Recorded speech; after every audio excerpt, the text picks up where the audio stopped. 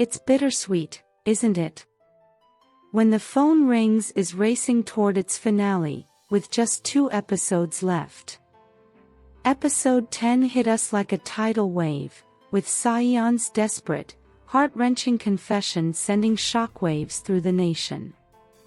But with so many secrets unraveled, we're left with one burning question: how will this tangled web of love, lies, and vengeance finally unravel?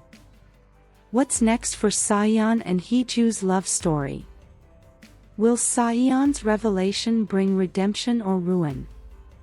And with no preview for the next episode, we're all on the edge of our seats. In this video, we'll break down episode 10, tackle lingering questions, and give our bold predictions for the final chapters. But first, make sure you subscribe and hit that notification bell. Don't miss our deep dives into this thrilling series. To eliminate confusion, we will refer to the spokesperson as SaEon, and the real SaEon as psychopathic SaEon. As suspected, SaEon is the late chairman's son, as confirmed by Kyujin in the last episode. This is supposed to make SaEon UiYong's half-brother. However, according to the DNA results SaEon sent to Ina, he shares no relation with UiYong. This could mean 2 things. Either UiYong is not the late chairman's son, or the DNA test was not designed to determine other relationships. Furthermore, YooRi's words teasing UiYong about not inheriting the late chairman's attributes, while SaEon does, allude to him knowing something. It also seems like Kyujin did her due diligence, as she pointed out, both UiYong and the psychopathic SaEon share no resemblance to the late chairman. But I beg to differ, as the 3 men are psychos in different ways. Could it be that UiYong already suspects he might not be his father's son, which is why he was mad to learn that SaEon is the chairman's biological son?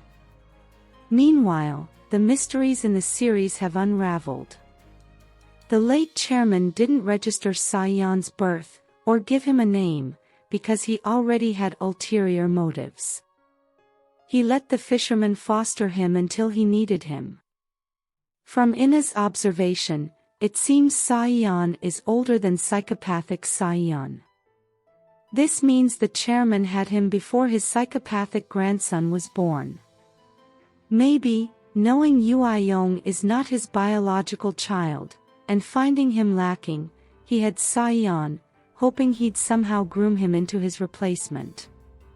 When his grandson started exhibiting psychopathic tendencies, he locked him away in the mansion, and made him wear masks to cover his face, with plans to replace him with SaEon. However, psychopathic SaEon ran into Yoojin, YooRi's son, while playing outside. Because of this, Jang Ho paid someone to eliminate the Hong kids to ensure no witness was left. When YooRi found out he was behind the accident, he threatened him with a gun, but was placated to learn he also killed his psychopathic grandson, who was the reason for the accident. The late chairman also promised to grant him anything he wanted, whenever and whatever it might be. Meanwhile, psychopathic SaEon had already graduated from killing cats when he met SangWoo, to killing kids younger than him, from the orphanage, before he was drowned. It happens that Do-jae's twin was one of his victims. As already known, psychopathic SaEon survived the drowning, and was hidden away by the fisherman, who raised SaEon. The drowning made him lose his memories, until he saw the news of the chairman's passing. And because he couldn't go after his parents, he went after SaEon, faulting him for not helping when his grandfather drowned him.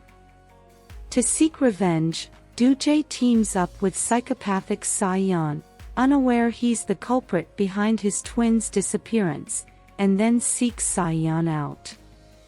Unaware, SaEon takes him under his wings, and into the blue house.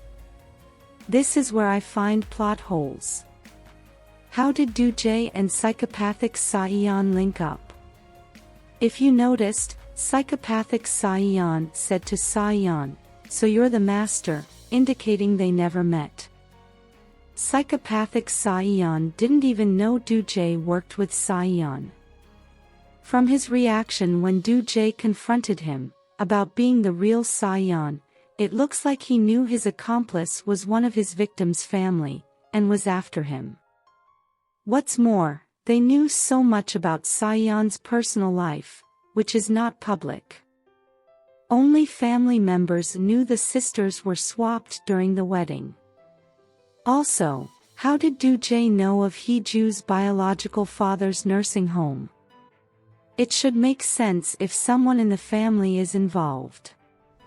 But Kyujin was really surprised to find him alive, and UiYong doesn't have the smarts to pull it off, and wants him back in the land of the dead.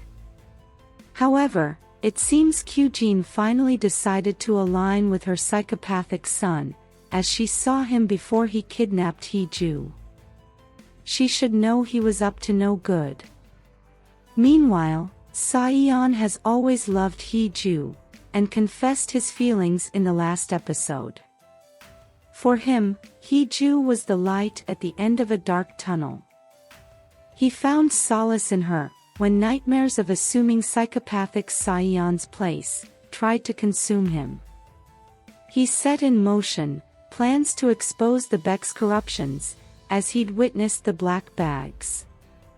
But then, the two families decided to tighten their bond by having him marry Inna. To opt out of the marriage, SaEon sent Inna the DNA result, knowing she wouldn't marry him if she found out he was a fraud. His prediction pans out, as Inna texts him to cancel the wedding. But when he heard of HeeJoo's impending marriage to a bloke, he decided to trade for her. Kayan convinced the Baeks on the trade, by evoking the promise the late chairman made to him. He included the clause that she wouldn't seek a divorce in the marriage contract, because he didn't want to lose her. And because he felt like a fraud, he couldn't let himself love her. However, HeeJoo rewrote their wedding vows in the last episode, and SaEon plans to give her a proper proposal when the dust settles. What's more, who else is rooting for YooRi and SangWoo? YooRi has the tendency of falling into his arms, and they'll make a good couple. It was hilarious when SangWoo mentioned the green light, and YooRi obliviously agreed. My heart broke for SangWoo when he identified his friend's items. Good thing YooRi was there to render support. I see SangWoo and SaEon becoming friends in the end. What's more, HeeJoo's third clause in her wedding vow was for them to go public with their marriage. In desperation to find her, SaEon did so at the end of the episode. He announced it to the world, identifying himself as HeeJoo's husband, as he has no identity aside from the fake one given to him by the Baeks. As expected, his confession caused a shockwave. Meanwhile, as no body has been found, it's safe to assume HeeJoo, who's the heroine, somehow survived and is alive. Did you notice SaEon was reading off a script, as if someone forced him to read from it? A lot of attention was paid to the script he read from, indicating something is amiss. Who else is anxious to know what will become of SaEon after his confession? What do you think happened to HeeJoo and psychopathic SaEon? On a scale of 1 to 10, how will you rate the drama so far? Let's hear your wildest theories in the comments section below. If you liked this content, give it a like, share, subscribe, and turn on your notification bell for all things wonderfully K-drama. Thanks for watching, bye.